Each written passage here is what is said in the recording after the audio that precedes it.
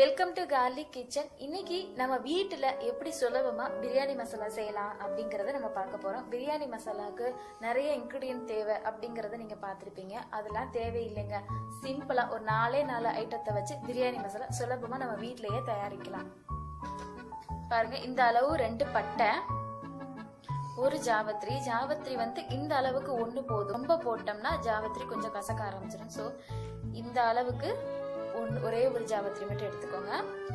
இந்த மாதிரி ஒரு பெரிய குழிக்கரண்டி அளவு ஏலக்காய், இதுல சின்ன அளவுல கிராம்பு. கிராம்பு ஏன் கொஞ்சமா எடுத்திருக்கோம்னா, கிராம்போட வாடை அதிகமாகும் போது பிரியாணி ரொம்ப ஸ்மெல் ஆயிரும். எப்பவுமே கிராம்போட அளவு கொஞ்சமாவே போடுங்க. ஏன்னா கிராம்பு அதிகமாயிட்டா பிரியாணியை ஃபுல்லா ஸ்பாயில் பண்ணிரும். அதனாலதான் ஒரு பெரிய ஸ்பூன் அளவுக்கு ஏலக்காய்க்கு சின்ன ஸ்பூன் அளவு கிராம்பு எடுத்திருக்கேன்.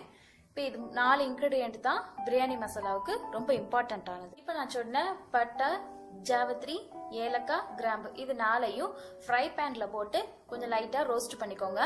ரோஸ்ட் பண்ணிட்டு அது சூடா இருக்கும் போதே மிக்சியில போட்டு அரைச்சு பவுடர் பண்ணிக்கோங்க. நான் ஏற்கனவே ஃப்ரை பேன்ல ஃப்ரை பண்ணி மிக்சில இருந்து அடிச்சு பிரியாணி மசாலா எடுத்து வச்சிருக்கேன். அது இப்போ நான் உங்களுக்கு ஷோ பண்றேன்.